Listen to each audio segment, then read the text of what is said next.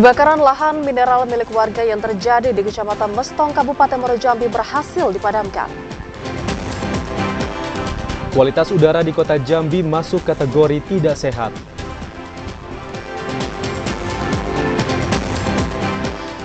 Warga desa Talang Kerinci, Kabupaten Muaro Jambi sulit untuk mendapatkan air bersih.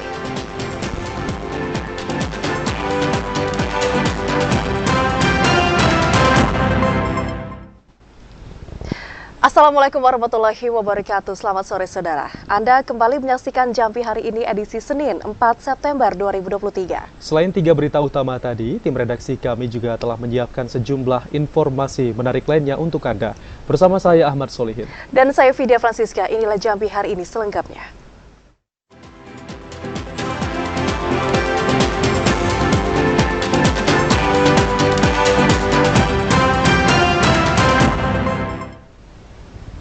Saudara, tim Satgas Karhutla Muaro Jambi kembali berjibaku memadamkan api di lahan mineral milik warga di Kecamatan Mestong.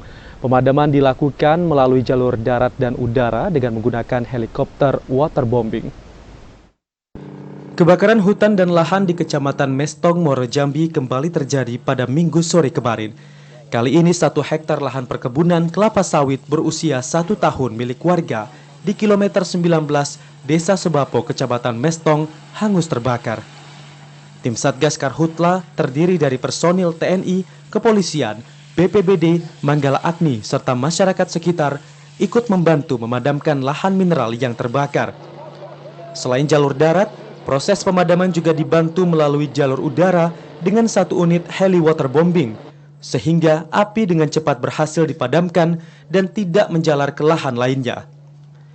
Kapolsek Mestong AKP Taroni Zibua mengatakan, dari kejadian ini polisi masih melakukan pemeriksaan 1 orang warga pemilik lahan perkebunan kelapa sawit untuk dimintai keterangan atas penyebab kebakaran yang terjadi. Ya, ini kejadian diketahui warga kira-kira di 14.00 waktu Indonesia Barat. Kemudian dari kita TNI Polri bergeser ke TKP di pukul 15.00 dengan juga didampingi dari kawan-kawan Manggala Agni, Damkar, kemudian BPBD, dan sekarang seperti rekan-rekan media lihat, waterbombing masih berseliweran untuk melakukan proses pemadaman api yang masih berlangsung. Seperti itu, warga tersebut sedang kita mintai keterangannya di Polsek, apakah kebakaran ini terjadi secara alami dan atau disengaja. Seperti itu yang bisa kami jelaskan. Kebakaran lahan kali ini menjadi titik kedua pada tahun 2023 yang terjadi di Kecamatan Mestong. Kebakaran juga terjadi pada bulan Februari lalu di Desa Nyogan yang menghanguskan lebih kurang 1 hektar lahan mineral perkebunan kelapa sawit. Azam Afnan, TVRI Jambi melaporkan. Sementara itu, saudara, periode Januari hingga bulan Agustus 2023, sebanyak 21 kasus kebakaran hutan dan lahan terjadi di Kabupaten Tanjung Jabung Barat. Tim Satgas Karhutla saat ini terus gencar menyosialisasikan dampak buruk Karhutla kepada masyarakat. Koordinator Pusat Data dan Informasi BPBD Kabupaten Tanjung Jabung Barat, Saiful Anwar mengatakan, sejak Januari hingga 31 Agustus 2023, peristiwa kebakaran hutan dan lahan di Tanjung Jabung Barat terjadi sebanyak 21 kasus dengan luasan lahan yang terbakar sebanyak lebih dari 20,93 hektar. Karhutla terakhir yang berhasil dipadamkan oleh tim Satgas terjadi di Sungai Mahang, Desa Pematang Lumut. Wilayah Sungai Mahang yang berada di perbatasan antara Desa Pematang Lumut dan Desa Muntialo mendapat perhatian khusus karena kerap terjadi kebakaran di titik yang sama. Kondisi ini disebabkan banyaknya areal perkebunan dan lahan kosong yang bergambut. Tanjung Jabung Barat terhitung dari Januari sampai dengan per 31 Agustus itu sebanyak 21 kasus dengan luasan 20,93 ha hektar. Sementara itu, tim Satgas Karhutla Tanjung Jabung Barat terus gencar menyosialisasikan antisipasi Karhutla kepada masyarakat. Didi Haryadi, TVRI Jambi melaporkan. 340 hektar lahan di Provinsi Jambi terbakar. Tingginya luasan lahan yang terbakar ini disebabkan oleh ulah oknum masyarakat yang nekat membuka lahan dengan cara membakar. Satgas Karhutla Provinsi Jambi mencatat terdapat peningkatan luasan lahan yang terbakar. Meluasnya lahan terbakar disebabkan ulah oknum masyarakat yang nekat membakar lahan. Beberapa upaya terus dilakukan petugas gabungan guna meminimalisasi terjadinya karhutla. Selain menerjunkan ratusan personil gabungan serta pendirian posko pemantauan karhutla di lahan gambut, tim gabungan turut memberikan edukasi kepada masyarakat agar tidak membuka lahan dengan cara membakar. PLH dan Satgas Karhutla Provinsi Jambi, Brigjen TNI Supriyono mengatakan, tercatat hingga saat ini luasan lahan yang terbakar mencapai 340 hektar. Luasan lahan tersebut mayoritas merupakan lahan gambut yang tersebar di beberapa wilayah, termasuk di Kabupaten Batanghari, Muaro Jambi, dan Tanjung Jabung Barat. Api kita sebenarnya terbakar cukup luas, sudah sekitar 335-40 hektar selama sejauh ini ya totalnya, dengan penambahan beberapa waktu yang lalu. Titiknya secara sporadis, implementasi itu sporadis itu ya, tidak satu hamparan, tapi berbagai hamparan. Kalau sportnya itu setiap hari kita dapatkan laporan dari aplikasi Sipongi. Tertinggi kemarin memang kita dapatkan sekitar 27 titik. Untuk hari-hari mudah-mudahan bisa berkurang. Brigjen TNI Supriyono memastikan oknum masyarakat yang nekat membakar lahan akan diberikan tindakan tegas sesuai hukum yang berlaku. Asyar TVRI Jambi melaporkan. Saudara, kebakaran hutan dan lahan yang terjadi mengakibatkan kabut asap yang berdampak pada kualitas udara yang memburuk. Karena dari hasil pantauan alat AQMS, indeks standar pencemaran udara di Kota Jambi saat ini mencapai 120 atau masuk dalam kategori yang tidak sehat. Kota Jambi mulai diselimuti kabut asap yang dapat mengganggu jarak pandang. Masyarakat diminta berhati-hati dalam berkendara karena jarak pandang yang mulai terbatas. Kabut asap mulai menebal pada pagi dan sore menjelang malam. Jarak pandang di Kota Jambi hanya 1.500 meter. Berdasarkan dari pantauan satelit BMKG Provinsi Jambi, kabut asap mulai terpantau di Kota Jambi sejak 3 hari terakhir. Dideteksi berasal dari Sumatera Selatan. Akibat perputaran arah angin, asap tersebut bergerak ke Kota Jambi. Kabut asap juga berdampak buruk pada kualitas udara dan kesehatan masyarakat. Hasil pantauan alat AQMS milik BMKG, indeks standar pencemaran udara ISPU di angka 120, kategori sedang atau tidak sehat. Ini kami mendeteksi memang saat ini terpantau dari citra satelit gitu asap di wilayah Sumsel itu ketika terjadi kebakaran hutan dan lahan yang besar di Sumsel, kemudian terpantau asap dari citra satelit dan arah angin itu dari tenggara hingga selatan, itu otomatis asapnya akan terbawa ke wilayah Provinsi Jambi. Menurutnya, kualitas udara berdampak buruk untuk kesehatan. Masyarakat diminta waspada saat keluar rumah dan tetap menggunakan masker. Joko, TVRI Jambi melaporkan.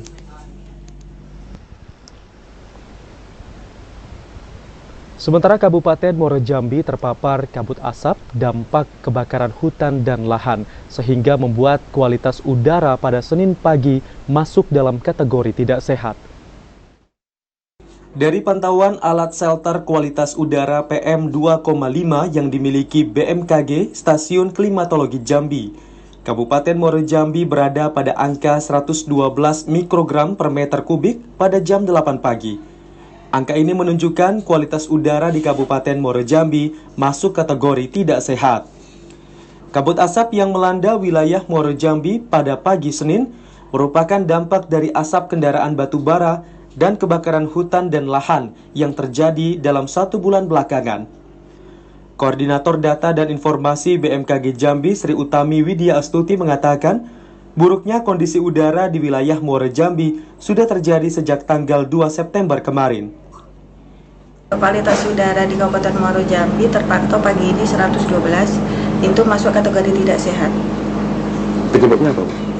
Kalau dari pengamatan visibility pagi tadi oleh observer disampaikan bahwa sudah terjadi smoke atau asap, visibility 8 km. Kondisi kabut asap membuat jarak pandang pengendara pada Senin pagi hanya 8 km. Dengan kondisi ini, BMKG mengimbau agar para pengendara untuk dapat mengurangi kecepatan kendaraannya. Azam Afnan, TVRI Jambi melaporkan. Saudara, kekeringan yang melanda Kabupaten Muaro Jambi terus meluas karena dampak buruk dari musim kemarau pada tahun ini yang dirasakan oleh masyarakat Desa Talangkerinci, Kecamatan Sungai Gelam yang sudah 1 bulan ini warga sulit untuk bisa mendapatkan air bersih. Akibat musim kemarau dan dampak buruk El Nino tahun ini, membuat masyarakat di Desa Talangkerinci, Kecamatan Sungai Gelam kesulitan untuk mendapatkan air bersih. Untuk memenuhi kebutuhan sehari-hari seperti mandi dan mencuci, warga harus menggunakan air bekas galian C yang jaraknya ratusan meter dari pemukiman warga. Karena sumur galian milik warga yang sebelumnya berisi air kini sudah mengering. Sementara untuk kebutuhan minum dan memasak, warga setempat terpaksa harus membeli 1 galon air isi ulang per hari yang harganya mencapai Rp5.000 per 1 galon. Itulah rasakannya lah. Kadang susahan hari air itu kan. Kadang mandinya harus jauh lewatin gebuan ini. Beli air ini ya di toko-toko itu kan jauh dari rumah. Ya syukur milo lah. Sekarang bisa dapat air bersih di saat Baro nih kan. Ya bersyukurlah ada air untuk mandi. Walaupun airnya tidak begitu bersihnya. Selain berharap adanya hujan, warga juga berharap bantuan air bersih dari pemerintah maupun instansi terkait. Azam Afnan, TVRI Jambi melaporkan. Beralih ke informasi lain, saudara, berada di tepi jalan lintas provinsi menuju kecamatan tidak menjamin atas kelayakan parit primer dan drainase yang baik. Warga Desa Harapan Makmur Rantarasau, Tanjung Jabung Timur mendambakan perbaikan parit primer untuk digali sepanjang kurang lebih 2 km. Beginilah kondisi dan keadaan saluran parit di SK 10 RT 12 Dusun 03 Desa Harapan Makmur, Kecamatan Rantarasau, Kabupaten Tanjung Jabung Timur. Parit primer sepanjang 2 km tersebut saat ini terlihat dangkal dan ditumbuhi semak belukar yang tidak terawat. Meski hal ini mengakibatkan sulitnya warga setempat untuk mendapatkan air bersih yang layak, namun warga nyatanya masih memanfaatkan air tersebut untuk keperluan sehari-hari, mulai dari mencuci hingga mandi. Ketua RT setempat, Iwan, mengatakan sudah bertahun-tahun kesulitan air bersih, terlebih saat musim kemarau. Iwan bahkan telah mengajukan proposal melalui musyawarah desa dan kecamatan, namun hingga saat ini belum tampak pelaksanaan perbaikan ataupun penggalian. Kondisi air sekarang kayaknya nggak layak lah, kalau untuk mandi pun nggak layak. Sekarang ini air itu kan nggak bisa ngalir. Jadi kalau air itu yang ada dari kebun itu turun ke parit, habis itu nggak bisa ngalir, ya itulah yang kami untuk mandi. Jadinya kan bau, dan kalau sekarang ini kan kayaknya hitam. Nah, nanti kalau sudah beberapa saat nanti jadi kuning. Jadi kita nggak bisa lagi kalau untuk mencuci, apalagi untuk konsumsi sudah nggak mungkin. Warga setempat berharap pemerintah Kabupaten Tanjung Jabung Timur dapat melakukan pemeliharaan dengan cara pengerukan parit agar aliran air dapat berfungsi dan dimanfaatkan kembali oleh warga. Khalifa Patria, TVRI Jambi melaporkan. Saudara, Polda Jambi mengerahkan tim untuk menyelidiki insiden kebakaran sumur minyak ilegal di Desa Bungku, Kabupaten Batanghari. Informasi selengkapnya akan kami hadirkan usai jeda. Tetaplah bersama kami di Jambi hari ini.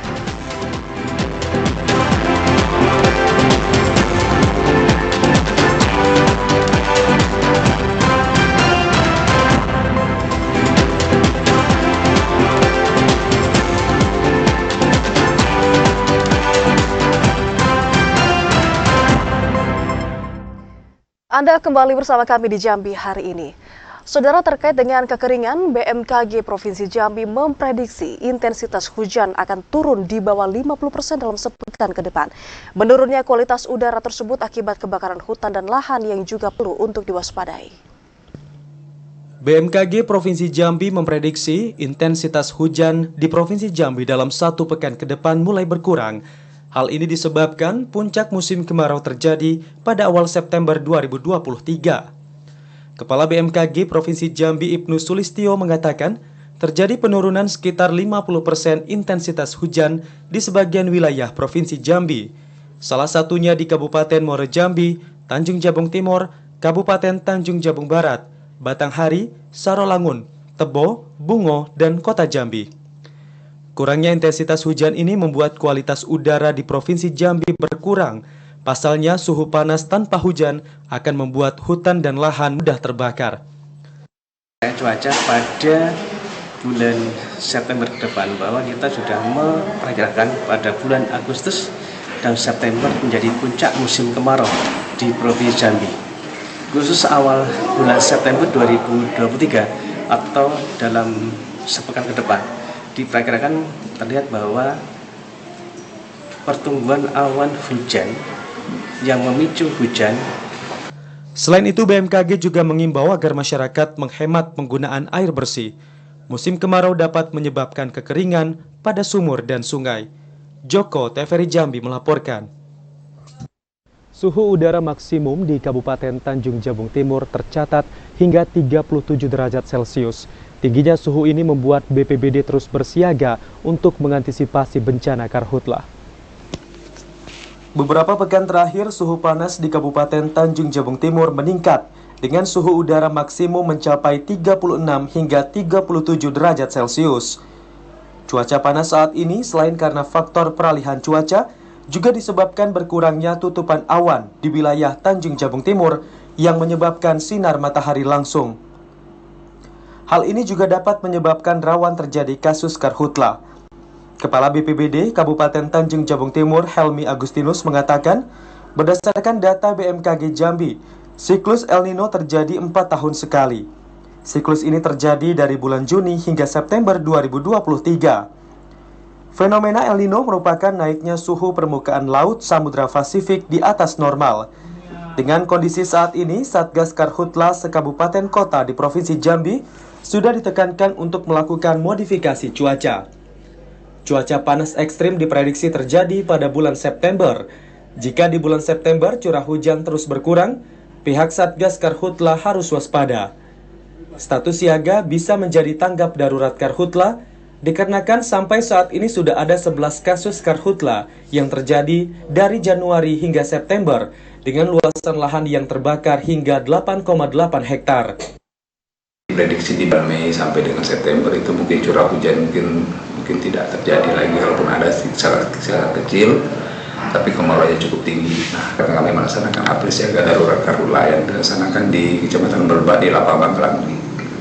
Itu yang kami lakukan daripada antisipasi kesiapsiagaan daripada Tanjung Jabung Timur menghadapi kondisi cuaca yang nantinya di tahun ini prediksi 4 tahun sekali itu siklus kemarau akan tinggi.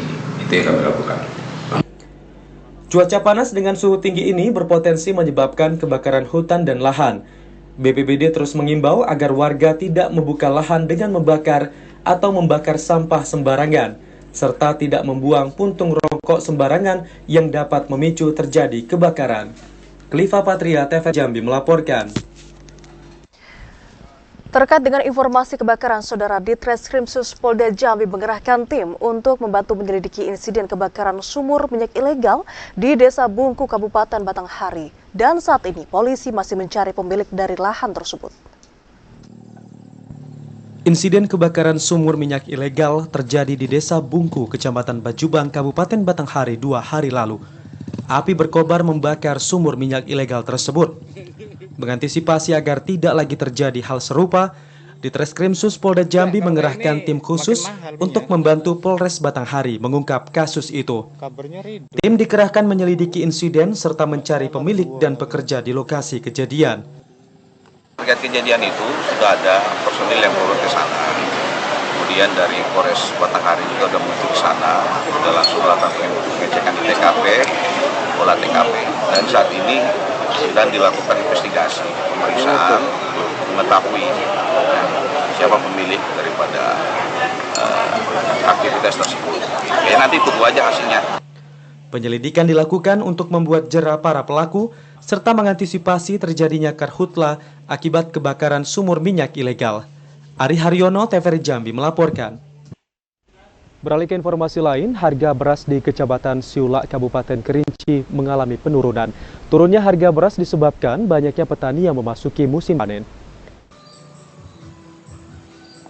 Meski musim kemarau sedang melanda wilayah Kabupaten Kerinci, namun tidak menyebabkan kenaikan harga beras di Kecamatan Siulak, Kabupaten Kerinci.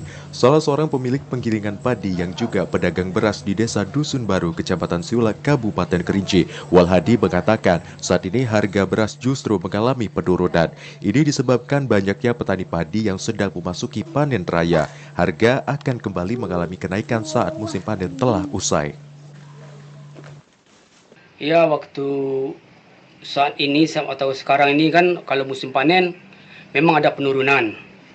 Kalau tidak panen itu bisa mencapai 180 per kaleng.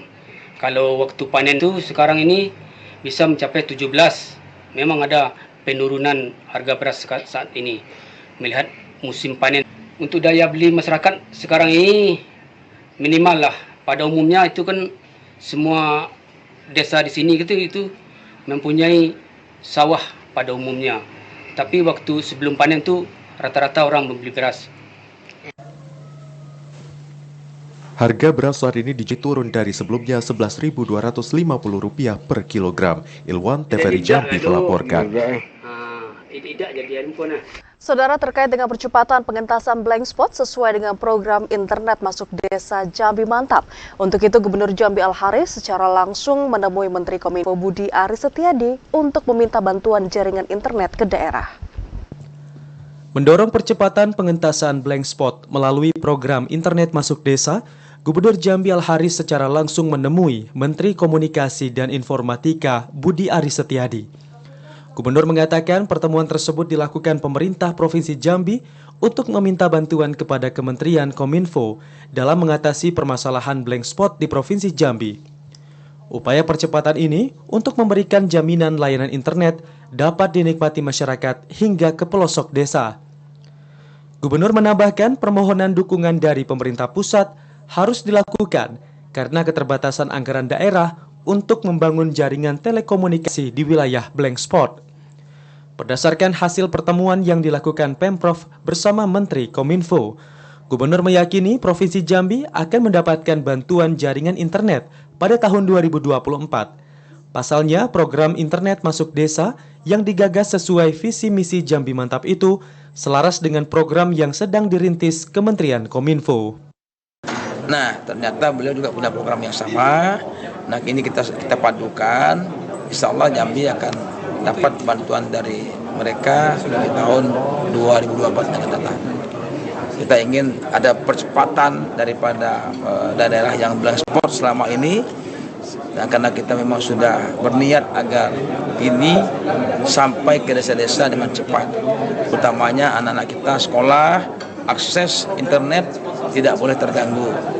Mereka belajar juga dari internet dan sebagainya, ya. Gubernur Al-Haris berharap melalui percepatan internet masuk desa akan memberikan kemudahan layanan internet bagi anak-anak sekolah di seluruh pelosok daerah dalam upaya meningkatkan kualitas sumber daya manusia. Randy Arta, TVRI Jambi melaporkan. Pemerintah Provinsi Jambi terus berupaya menjamin hak-hak penyandang disabilitas sehingga mereka mendapatkan hak yang sama dengan manusia normal pada umumnya. Dinas Sosial dan Kependudukan Pencatatan Sipil Provinsi Jambi terus memberikan pelayanan dan perhatian kepada penyandang disabilitas. Hal ini dilakukan untuk pemenuhan hak penyandang disabilitas agar sama dengan manusia normal pada umumnya. Untuk menjamin hak disabilitas, pemerintah Provinsi Jambi telah mengatur hal tersebut dalam Peraturan Daerah Nomor 3 Tahun 2022. Setelah dibentuk Perda, saat ini Pemprov Jambi masih membentuk peraturan gubernur terkait juknis penerapan dalam pemenuhan hak disabilitas. Ada 27 hak yang harus dipenuhi Pemprov untuk penyandang disabilitas, di antaranya hak hidup, hak pendidikan, hak kesehatan, hak wisata, hak olahraga, dan hak-hak lainnya, termasuk menjamin pekerjaan, bahkan setiap instansi diwajibkan untuk mempekerjakan penyandang disabilitas sebesar 2%. Kita juga sudah mempekerjakan penyandang disabilitas di instansi pemerintah. Kalau di Dinas Sosial dan Dukcapil ada 3 orang nih yang kita pekerjakan, dianggap menjadi PTT. Kemudian kita menghimbau kepada seluruh instansi, baik kabupaten maupun provinsi, untuk menyediakan ruangan kantor yang layak disabilitas, untuk akses disabilitas untuk berurusan.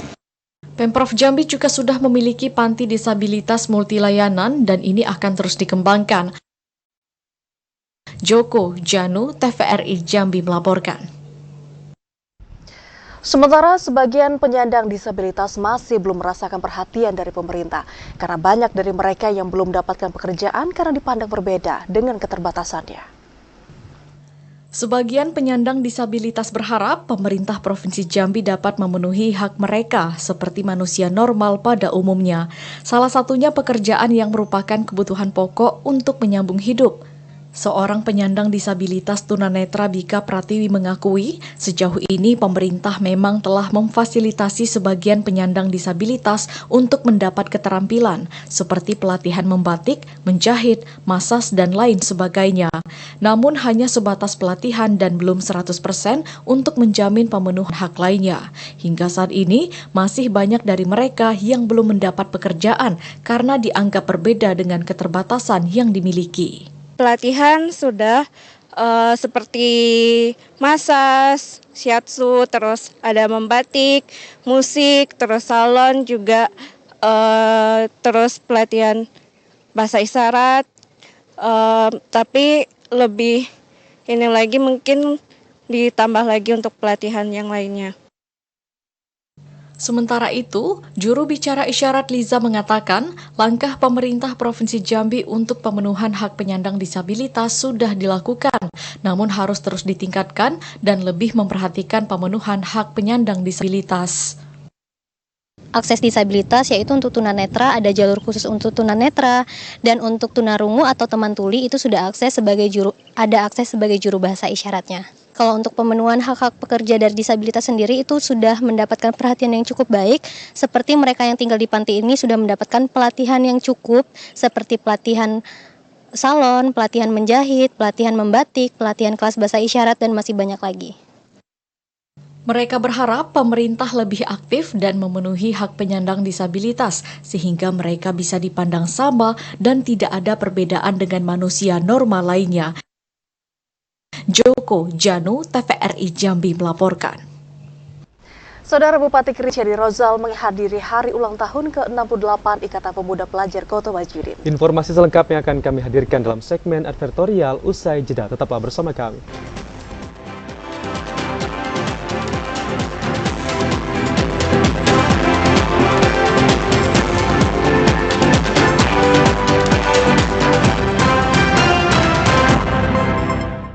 Terima kasih Anda masih bersama kami dan Anda bergabung dalam segmen advertorial.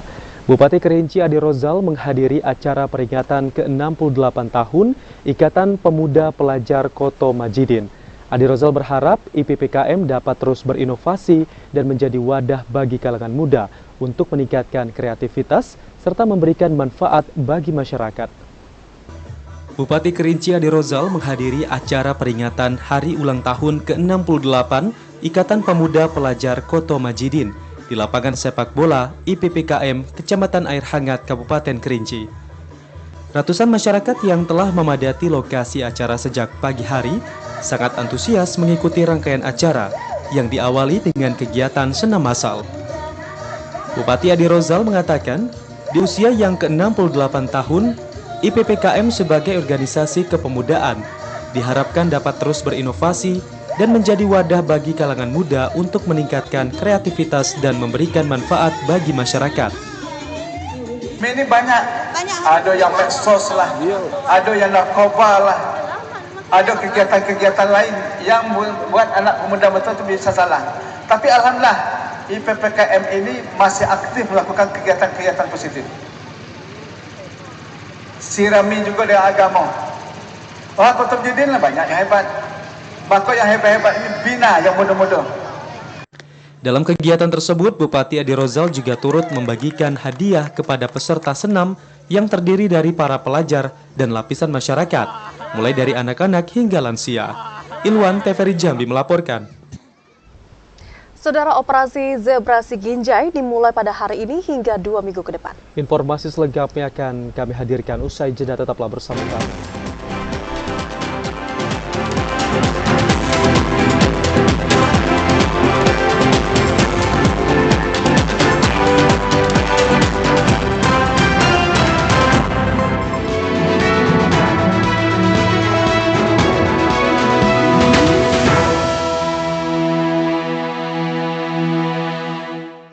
Anda kembali bersama kami di Jambi hari ini dalam segmen menuju pemilu 2024.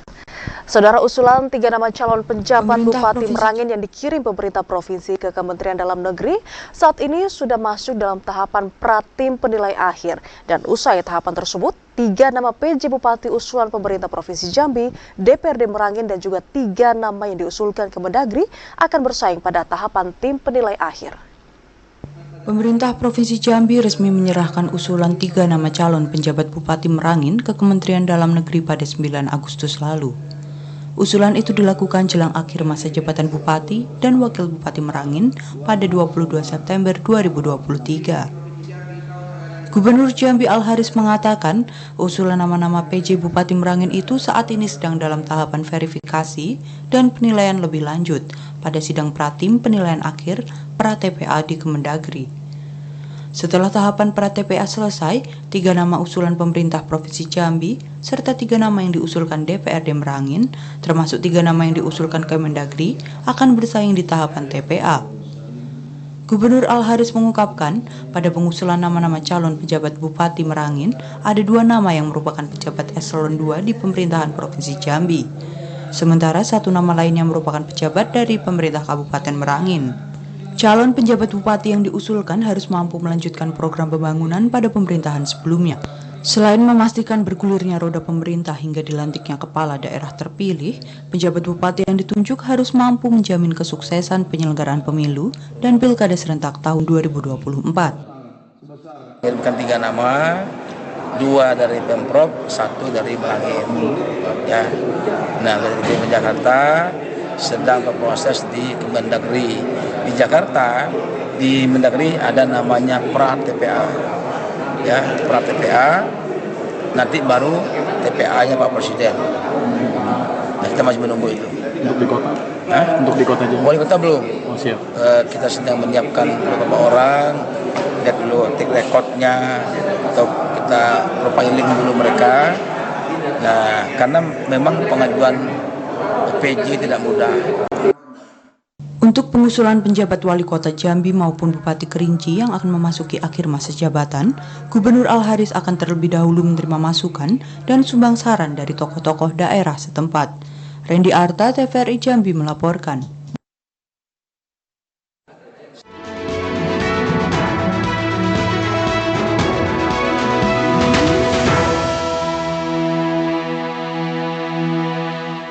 Saudara, operasi Zebra Siginjai 2023 dimulai hari ini hingga 14 hari ke depan. Masyarakat diminta untuk mematuhi 8 aturan berlalu lintas. Polda Jambi menggelar apel gelar pasukan operasi Zebra Siginjai 2023 di lapangan hitam Polda Jambi Senin pagi. Gelar pasukan menandakan operasi Zebra Siginjai resmi dimulai hari ini. Sebanyak 8 jenis pelanggaran menjadi target operasi, yakni menggunakan gawai saat berkendara, pengemudi di bawah umur, penggunaan lampu utama, dan rem yang menyilaukan, berboncengan lebih dari 2 orang, tidak menggunakan sabuk pengaman, angkutan batubara dan barang yang melebihi kapasitas, melawan arus dan melanggar batas kecepatan. Kapolda Jambi Irjen Pol Rusdi Hartono meminta seluruh masyarakat agar mematuhi dan tidak melanggar aturan berlalu lintas. Segala pelanggaran akan ditindak tegas untuk mengantisipasi meningkatnya angka kecelakaan. Kita melaksanakan apel gelar pasukan dalam rangka Polda Jambi bersama dengan stakeholder yang lainnya akan menggelar operasi Zebra. Sasarannya bagaimana menciptakan kondisi lalu lintas di Provinsi Jambi ini yang lebih kondusif. 976 personil gabungan akan terlibat dalam operasi ini. Operasi Siginjai 2023 berlangsung hingga 17 September atau 14 hari ke depan. Ari Haryono, TVRI Jambi melaporkan. Kita ke sorotan lainnya, Saudara. Polres Batanghari saat ini telah melakukan upaya pencegahan terhadap penggunaan sepeda listrik di jalan umum. Salah satunya dengan melakukan imbauan ke tengah masyarakat maupun ke sekolah-sekolah. Maraknya masyarakat yang menggunakan sepeda listrik di jalanan umum dinilai membahayakan pengguna jalan maupun diri sendiri. Selain itu, sepeda listrik ini pun juga tidak dilengkapi dengan surat berkendara di jalan, sehingga kendaraan listrik tersebut hanya diperbolehkan melaju di jalan-jalan kecil perkampungan atau komplek perumahan yang sepi dari lalu lintas kendaraan roda 2 maupun 4. Terkait hal ini pula, Kapolres Batanghari AKBP Bambang Purwanto mengatakan pihaknya telah melakukan sosialisasi ke tengah masyarakat serta sekolah-sekolah. Sasaran utama sosialisasi itu tidak lain remaja yang terkadang masih cukup banyak dijumpai mengendarai sepeda listrik melintas di jalan raya. Karena kan himbauan-himbauan khususnya untuk anak sudah masuk ke sekolah-sekolah. Kebanyakan yang tadi disampaikan kan kebanyakan anak. Kita sudah sosialisasi. Pertama menjadi huruf upacara, setelah itu ya disampaikan sosialisasi. Sementara itu, pihak Polres juga mengharapkan peran orang tua untuk tidak membebaskan anaknya berkendara di jalan umum dengan menggunakan sepeda non bahan bakar tersebut. Ade Juniawan, TVRI Jambi melaporkan. Setelah tahapan penerimaan P3K di Kabupaten Tebo segera dimulai. Sesuai jadwal dari BKN, pengumuman seleksi dimulai tanggal 16 September 2023. Badan Kepegawaian Pengembangan Sumber Daya Manusia Kabupaten Tebo menyampaikan, proses penerimaan seleksi pegawai pemerintah dengan perjanjian kerja atau P3K dimulai pada tanggal 16 September mendatang. Kabid Pemberdayaan dan Pembinaan BKPSDM Kabupaten Tebo, Ruman Syahfuddin mengatakan, untuk Kabupaten Tebo penerimaan P3K tahun ini sebanyak 395 formasi, dengan rincian 205 tenaga pendidik, 105 tenaga kesehatan, dan 85 tenaga teknis. Baik, untuk penerimaan P3K tahun 2023 sesuai dengan surat BKN, itu sudah ditetapkan untuk jadwal pelaksanaan seleksi CASN 2023. Sesuai jadwal itu pengumuman akan dilaksanakan mulai tanggal 16 September 2023. Meski demikian, BKPSDM belum menerima secara rinci aturan penerimaan seleksi P3K tahun 2023. Hanya saja, seleksi tahun ini berbeda dari tahun sebelumnya. Tahun ini seleksi menggunakan ujian CAT, sedangkan tahun sebelumnya menggunakan observasi. Intizam TVRI Jambi melaporkan. Saudara, hingga bulan Juli 2023 yang lalu, kelompok pertambangan memberikan kontribusi terbesar terhadap total ekspor di Jambi, yaitu sebesar 59,16%. Berdasarkan data Badan Pusat Statistik BPS Provinsi Jambi, perkembangan nilai ekspor Provinsi Jambi pada Juli 2023 mencapai 186,05 juta US$ atau naik 7,57% dibanding Juni 2023. Statistisi Madya Susiawati Kristiarini mengatakan, ekspor pertambangan Provinsi Jambi menyumbang 59,16% dari total ekspor Januari hingga Juli 2023, diikuti pertanian 3,39% dan sektor industri 37,45%. Susiawati Kritiarini menjelaskan pintu ekspor terbanyak dilakukan melalui Pelabuhan Jambi, yakni sebesar 60,06%, sedangkan dari Pelabuhan Luar Jambi sebesar 39,94%.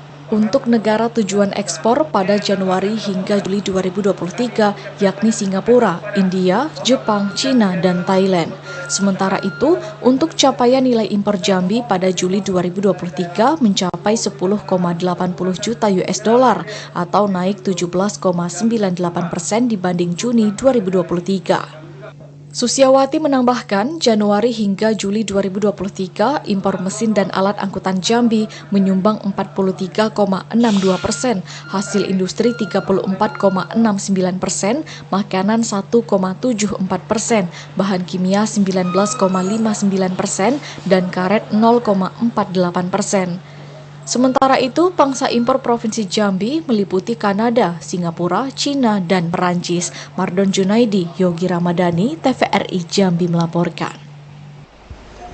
Pada Agustus 2023, Kota Jambi mengalami deflasi 0,45% dengan indeks harga konsumen IHK 116,37. Deflasi Kota Jambi terjadi karena adanya penurunan indeks harga pada 4 kelompok pengeluaran. Berdasarkan data terbaru BPS Provinsi Jambi pada Agustus 2023, Kota Jambi mengalami deflasi 0,45% dengan indeks harga konsumen IHK 116,37. Deflasi terjadi karena turunnya indeks harga pada 4 kelompok pengeluaran, yakni kelompok makanan, minuman, dan tembakau mencapai 1,45%, kelompok perumahan, air, listrik, dan bahan bakar rumah tangga 0,12%, kelompok perlengkapan, peralatan, dan pemeliharaan rutin rumah tangga 0,06%, dan kelompok transportasi 0,14%. Andil terbesar dalam pembentukan deflasi itu didominasi kelompok pengeluaran makanan, minuman, dan tembakau 0,45%. Statistika Media BPS Provinsi Jambi, Susiawati Kritiarini mengatakan, komoditas utama yang memberikan andil terhadap terjadinya deflasi di Kota Jambi pada bulan Agustus 2023, yakni daging ayam ras 0,3116%, bawang merah 0,1321%, minyak goreng 0,0451%, kangkung 0,0298%, telur ayam ras 0,0237%, ketimun 0,0237%, ikan tongkol 0,0174%, bawang putih 0,0153%, bayam 0,0140%, dan udang basah sebesar 0,0131%. Yogi Ramadhani, Mardon Junaidi, TVRI Jambi melaporkan. Dan informasi tadi saudara sekaligus menutup perjumpaan kita di Jambi hari ini. Terima kasih atas perhatian dan juga kebersamaan Anda. Saya Vidya Francisca. Dan saya Ahmad Solihin bersama kerabat kerja yang bertugas pamit undur diri. Wassalamualaikum warahmatullahi wabarakatuh dan sampai jumpa.